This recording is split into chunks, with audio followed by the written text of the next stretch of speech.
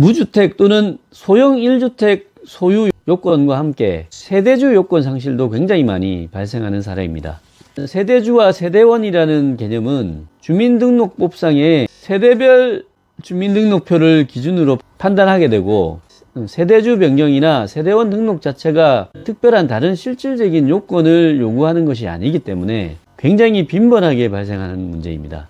그래서 사업이 지지부진하거나 추가 분담금이 많이 발생하고, 또 신축되고 있는 아파트에 대한 불만 등으로 인해서 오히려 의도적으로 조합원 자격을 상실함으로써 조합에서 자동 탈퇴를 바라는 경우도 제법 있습니다. 그러한 조합원 자격 상실의 경우에는 조합원 자격 상실에 따른 부담금 반환 청구 소송이 대부분 이루어지게 됩니다. 이미 납부한 조합원 부담금을 조합원 자격 상실에 따른 자동 탈퇴를 이유로 반환해달라는 청구를 하게 되는 것입니다.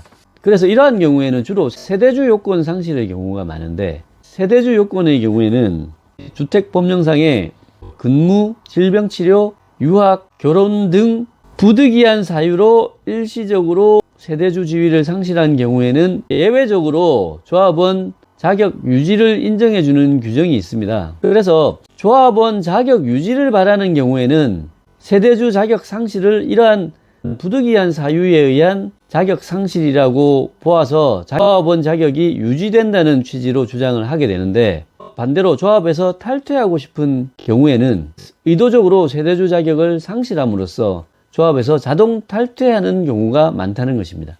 다만 조합원 가입 계약에 따른 청약 철회나 조합 계약과 관련한 조합 또는 모집 주체 측의 귀책 사유, 그러니까 계약의 무효 취소 해제가 가능한 그런 귀책 사유가 있는 경우에는 무효 취소 해제 의사를 통지함으로써 기납부한 납부금의 전액 환불을 받을 수 있는 것이 원칙이지만, 조합원 자격 상실로 인한 자동 탈퇴의 경우에는 그 사유 자체가 조합원의 귀책 사유로 인정되는 경우가 대부분이기 때문에, 그 경우에는 조합 규약이나 가입 계약에 정해놓은 위약금 그리고 공동분담금 등을 공제할 수 있고, 또 환불 시기도 조합 측에 유리하게 규정되어 있는 경우가 많기 때문에 조합원 자격 상실에 따른 조합 탈퇴를 검토하시는 경우에도 혹시 가입 계약 체결 및 이후 계약 이행 과정에서 조합 측의 귀책 사유는 없는지에 대한 꼼꼼한 검토가 꼭 필요합니다. 결론적으로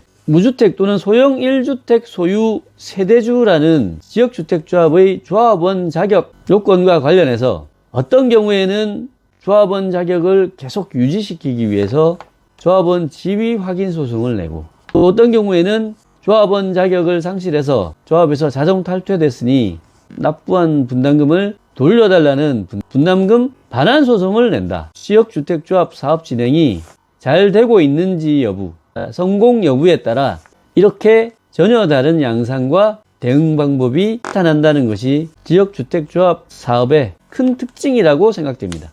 끝까지 시청해 주셔서 감사합니다.